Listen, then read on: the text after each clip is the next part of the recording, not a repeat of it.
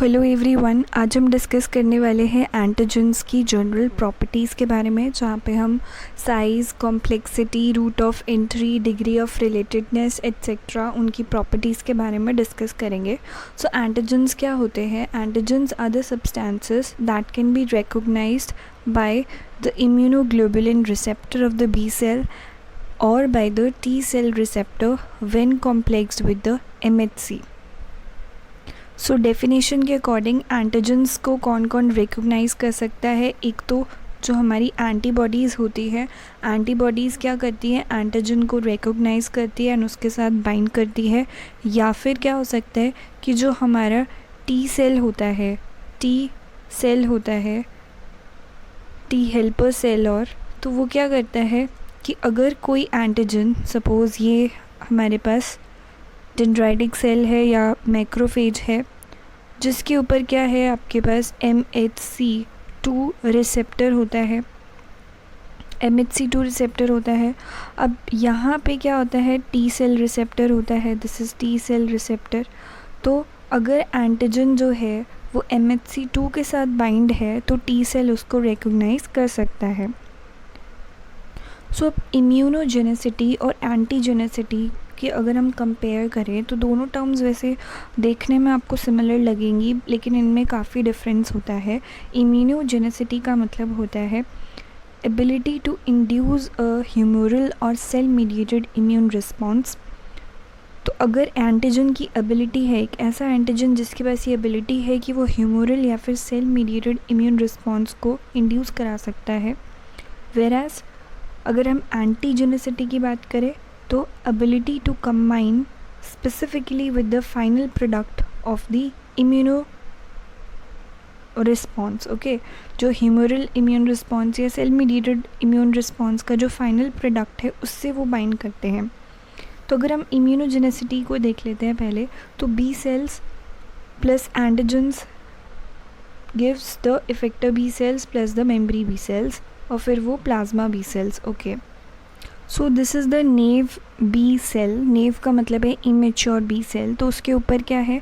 Antibodies हैं, उसका जो रिसेप्टर है बी सेल रिसेप्टर, जिसको हम एंटीबॉडीज़ बोलते हैं। तो जब भी कोई एंटीजन आता है तो वो क्या करेगा? एंटीबॉडी के साथ बाइंड करेगा। अगर ये बाइंडिंग होती है तो क्या होता है कि जो हमारा बी सेल है, इमेच्योर बी सेल है, वो क्या हो जाएगा? एक्टिवेट हो जाएगा। एंड एक्टिवेट होने के बाद वो दो टाइप के सेल्स में डिफ्रेंशिएट होता है। One is your plasma B cell, और जो दूसरे होते हैं वो होते हैं हमारे मेमरी बी सेल्स, ओके। और ये जो आपके प्लाज्मा बी सेल्स होते हैं वो क्या करते हैं? एंटीबॉडीज़ को सिक्रीट करते हैं। अब फिर यहाँ पे टी सेल के बारे में बात की गई है। टी सेल के साथ क्या होता है? सो अगर हम टी सेल के एक्टिवेशन की बात करें तो ये नेव टी सेल है जो कि अभी इमेच्योर है, और इसके ऊपर कौन सा रिसेप्टर है? T cell receptor. तो जब एंटीजन प्रेजेंटिंग सेल, कोई भी एंटीजन प्रेजेंटिंग जो सेल्स होते हैं, उनके पास क्या होता है? MHC2 रिसेप्टर होता है, एंटीजन प्रेजेंटिंग सेल। अब ये जो एंटीजन प्रेजेंटिंग सेल है वो मैक्रोफेज हो सकते हैं, बी लिम्फोसाइट्स हो सकते हैं, या फिर डेंड्राइटिक सेल्स हो सकते हैं। तो ये क्या करते हैं? एंटीजन को प्रेजेंट करते हैं। अब जो नेव टी सेल है वो क्या करेगा? एंटीजन से बाइंड करेगा, उसी एंटीजन से बाइंड करेगा जो कि MHC2 से अटैच्ड है। अब क्या होगा? ये एक्टिवेट हो जाएगा। एक्टिवेट होने के बाद ये दो चीज़ों में, डिफरेंट सेल्स में क्या करेगा? डिफ्रेंशिएट करेगा। ये किस में डिफ्रेंशिएट हो जाएगा? T helper cell and cytotoxic T cell. अब यहाँ पे ये जो टी हेल्पर सेल्स होते हैं, टी हेल्पर सेल्स कुछ केमिकल्स रिलीज़ करते हैं जिसको हम बोलते हैं साइटोकाइंस, ओके, जिसको हम क्या बोलते हैं? साइटोकाइंस। जो टी साइटोटॉक्सिक टी सेल्स होते हैं वो क्या होते हैं? किलर सेल्स होते हैं। और ये जो साइटोकाइंस टी हेल्पर सेल ने रिलीज़ करे हैं, ये बाकी के टी सेल्स को एक्टिवेट करते हैं और बी सेल्स को एक्टिवेट करते हैं।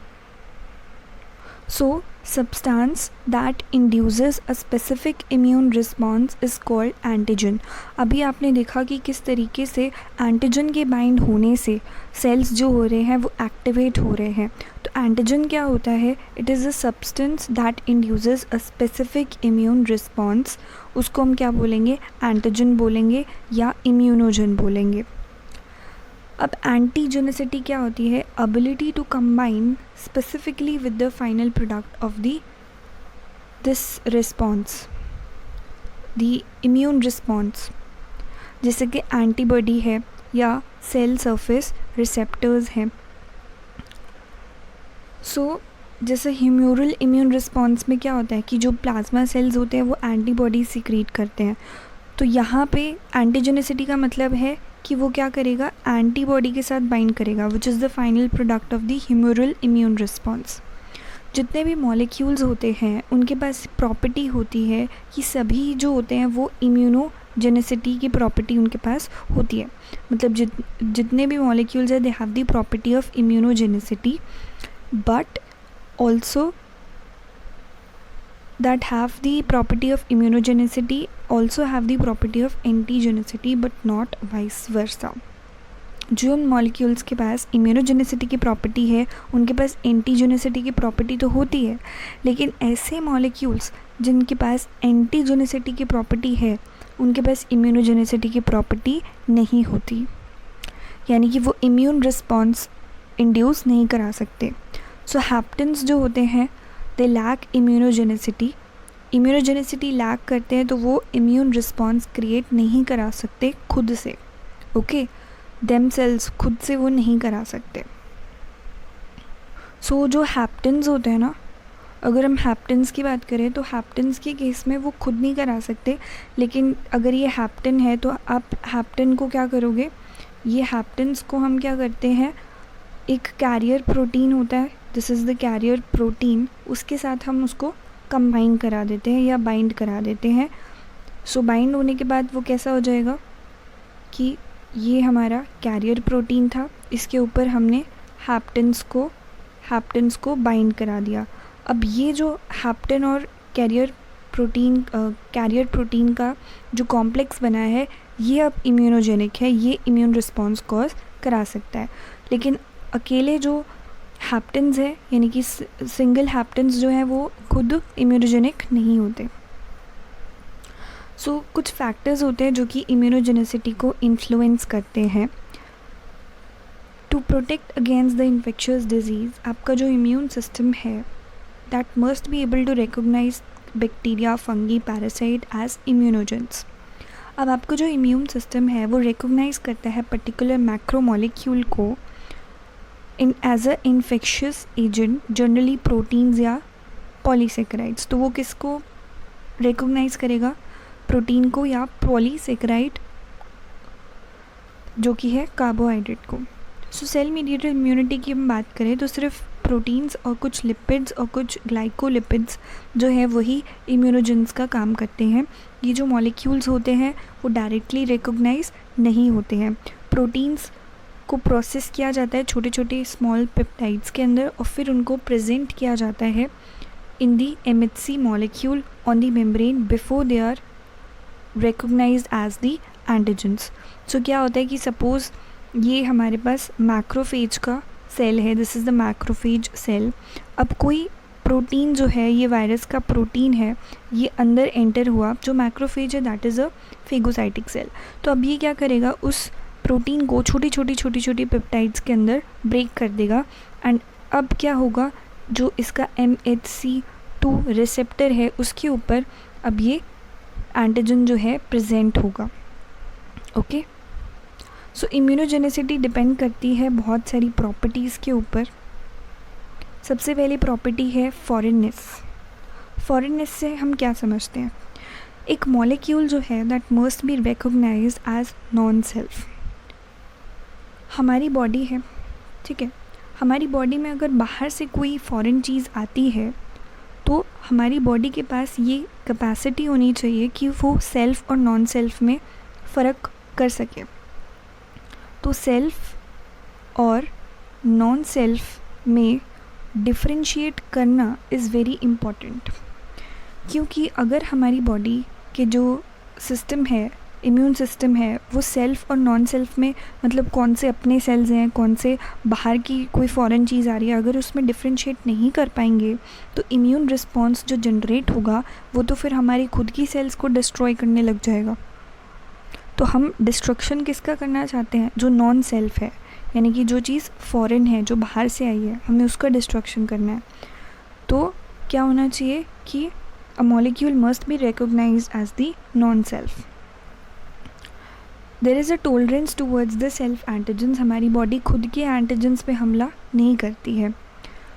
ये एबिलिटी कैसे आती है कि जब लिम्फोसाइट का डेवलपमेंट होता है इन बोन मैरो, तो वहाँ पर क्या होता है कि जो इमेच्योर लिम्फोसाइट्स होते हैं they are expose to the self components. उनको ना पहचान कराई जाती है कि ये तुम्हारे खुद फैमिली के बंदे, इन पे अटैक नहीं करना है, तो उनको पहचान करा देते हैं जब उनकी डेवलपमेंट हो रही होती है बोन मैरो के अंदर।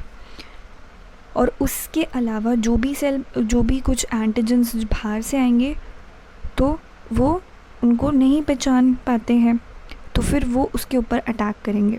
ठीक है, antigens that have not been expose to them they are recognised as the non self. अब सीधी सी बात है, जैसे आपकी क्लास में आपको पता होता है ना कि कौन सी जो बच्चे हैं वो हमारी क्लास के हैं। अगर कोई दूसरी क्लास का बच्चा आपकी क्लास में आएगा तो आप पता कर लोगे कि नहीं, ये तो क्या है, नॉन सेल्फ है, ये हमारी क्लास का बंदा नहीं है, तो इसको पकड़ के पीटना है। वैसे ही क्या होता है, एंटीजन्स का काम होता है फॉरेन एंटीजन्स के साथ होता है। सो जब एंटीजन आपकी बॉडी के अंदर आता है तो डिग्री ऑफ इम्यूनोजेनिसिटी डिपेंड करती है डिग्री ऑफ फॉरेननेस के, कितना ज़्यादा वो आपके बॉडी के एंटीजन से डिफरेंट है। अगर फाइलोजेनेटिक डिस्टेंस ज़्यादा होगा दो स्पीशीज़ के बीच में तो उतना ही एंटीजन डिस्पैरिटी ज़्यादा होगी, उतनी ही एंटीजन में जो डिफरेंसेस हैं वो ज़्यादा होंगे। जैसे कि बोवाइन सीरम एल्ब्यूमिन जो है that is not immunogenic in cow, लेकिन वो रैबिट के अंदर और चिकन के अंदर इम्यूनोजेनिक है। दूसरी प्रॉपर्टी है मॉलिक्यूलर साइज़। मॉलिक्यूलर साइज़ देखो, इम्यूनोजेनिसिटी का मतलब क्या है कि जो एंटीजन है वो एक इम्यून रिस्पॉन्स क्रिएट कर पा रहा है, तो ये डिपेंड करता है उसके साइज़ के ऊपर। साइज़ के ऊपर कैसे, जो इम्यूनोजेंस होते हैं वो कितना मॉलिक्यूलर मास होता है, 1 लाख डेंटल्स, 1 लाख डेल्टन्स उनका क्या होता है, साइज़ होता है।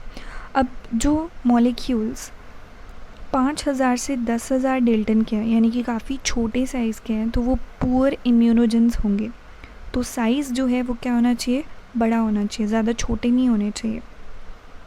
For example tetanus, egg albumin, thyroglobulin, ये हाईली एंटीजेनिक है क्योंकि इनका साइज़ क्या है, बड़ा है। लेकिन वहीं अगर हम इंसुलिन की बात करें तो इसका क्या साइज़ है, 5700 डेल्टन। सो नॉन एंटीजेनिक या फिर वीक एंटीजेनिक है क्योंकि इनका साइज़ क्या है, काफ़ी ज़्यादा छोटा है। नेक्स्ट बात करते हैं केमिकल कॉम्पोजिशन एंड हेट्रोजेनिसिटी की। सो सिंथेटिक होमोपॉलीमर्स का मतलब होता है, होमोपॉलीमर्स का मतलब है जो एक ही चीज़ के बने हुए हैं। जैसा प्रोटीन है, अगर मैं प्रोटीन के बारे में बात कर रही हूँ तो प्रोटीन जो है वो अमाइनो एसिड से मिलके बना होता है, तो वो एक ही टाइप के अमाइनो एसिड से मिलके बना हुआ है। या अगर मैं शुगर की बात कर रही हूँ, कार्बोहाइड्रेट्स की बात कर रही हूँ, तो एक ही टाइप के मोनोसेकेराइड से बना हुआ है, तो उसको हम क्या बोलेंगे, होमोपॉलीमर्स। सो जो होमोपॉलीमर्स होते हैं they lack immunogenicity regardless of their size.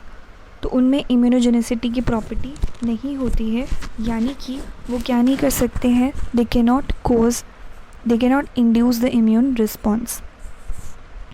दूसरे हमारे पास जो कोपॉलीमर्स होते हैं या हेट्रोपॉलीमर्स जो होते हैं, जो कि डिफरेंट यूनिट से बने हुए हैं, वो ज़्यादा इम्यूनोजेनिक होते हैं।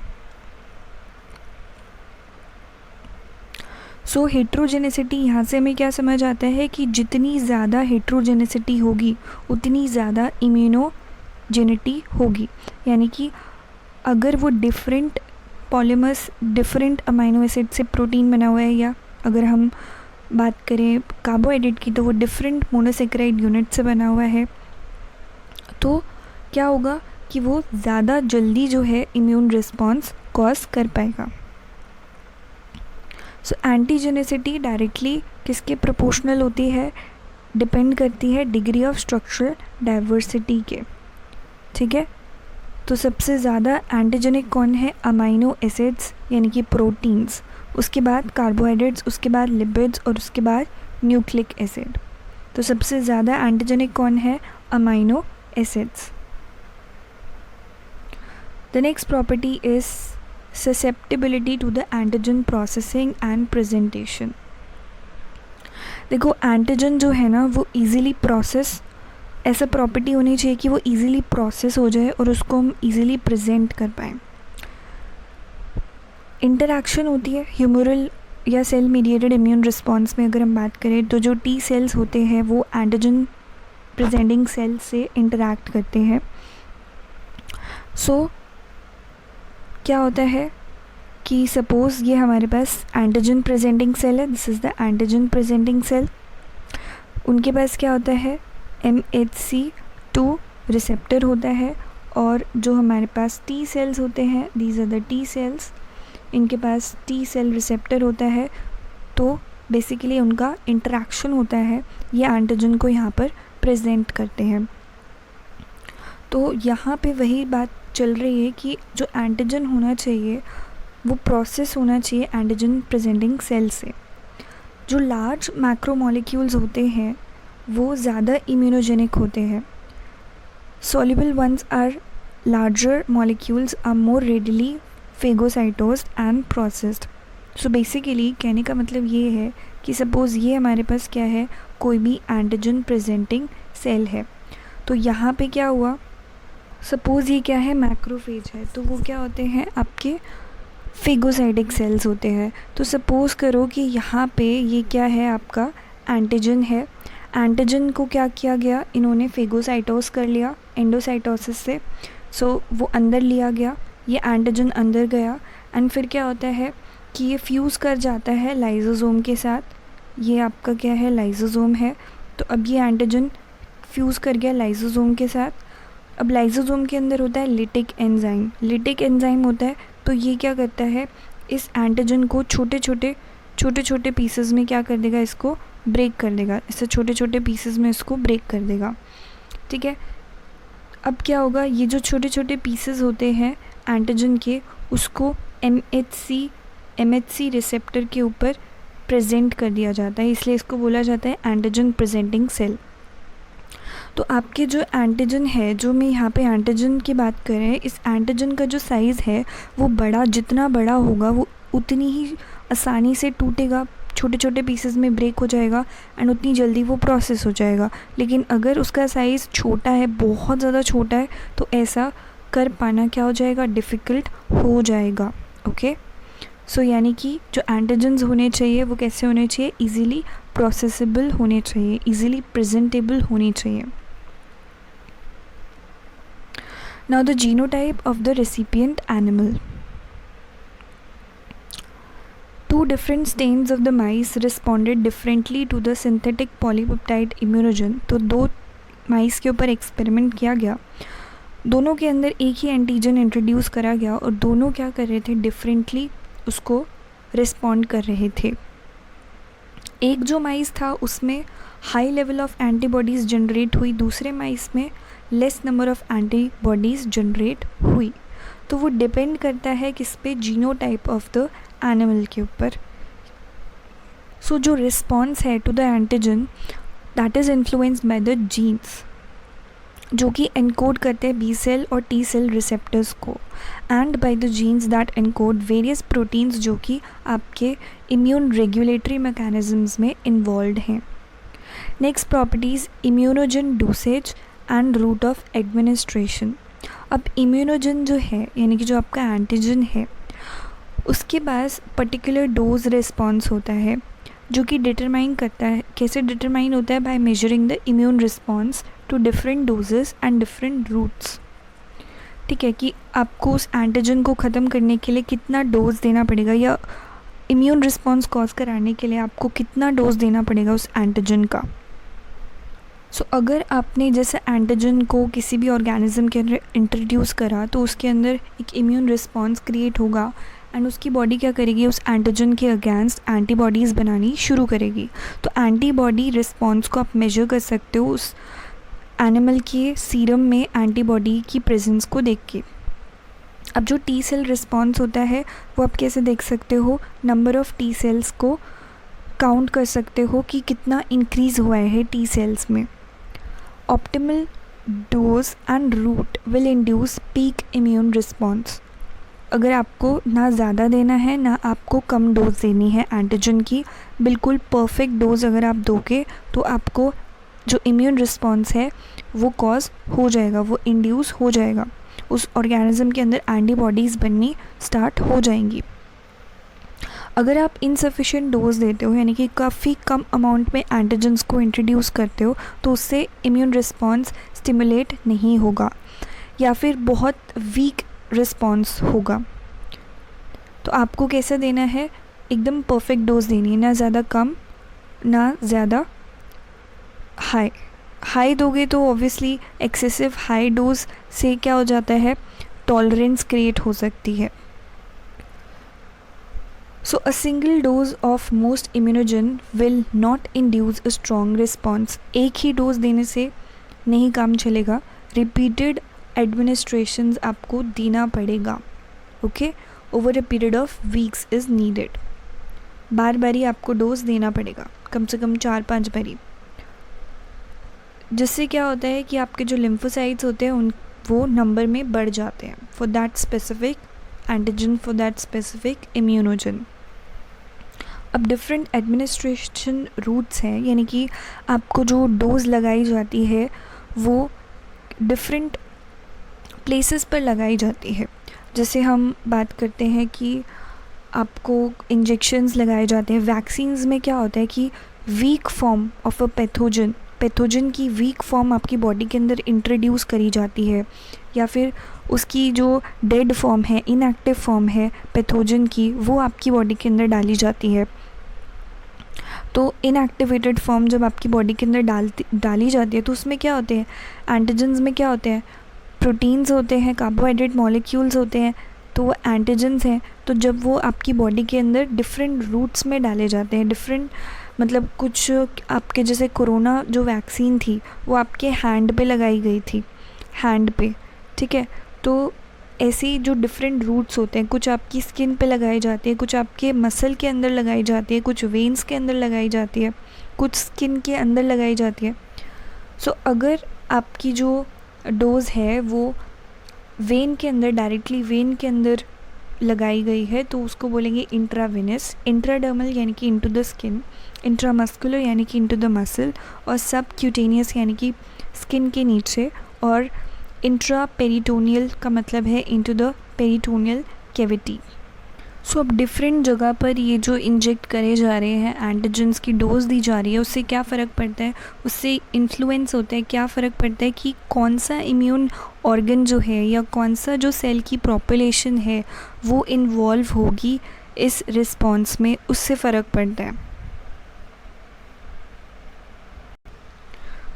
सो जैसे कि आप यहाँ पे देख रहे हैं इंट्राडर्मल देखिए, इंट्राडर्मल कहाँ पे डोज दी जा रही है, स्किन के अंदर, इनटू द स्किन। इंट्रावीनस में कहाँ दी जाती है, इंट्रावीनस का मतलब है इनटू द वेन के अंदर। और यहाँ पे देखिए सबक्यूटेनियस यानी कि बीनीथ द स्किन के नीचे। और इंट्रामस्कुलर में क्या होता है, इनटू द मसल। सो अगर हम एंगल की बात करें तो इंट्रामस्कुलर में 90 डिग्री पे लगाया जाता है इंजेक्शन, जो एंटीजन की डोज दी जाती है, और सबक्यूटेनियस पे 45 डिग्री पे लगाया जाता है, और इंट्रावीनस में 25 डिग्रीज़ पर, और इंट्राडर्मल में 10 to 15 डिग्री पर इंजेक्शन की पोजीशन रख के और फिर आपको एंटीजन की डोज दी जाती है। So this is all for today. If you like the video, do share it with your friends and don't forget to subscribe the channel for more updates. And to download the notes आपको link description में मिल जाएगा, वहाँ से आप PDF को download कर सकते हैं। Thank you and have a wonderful day.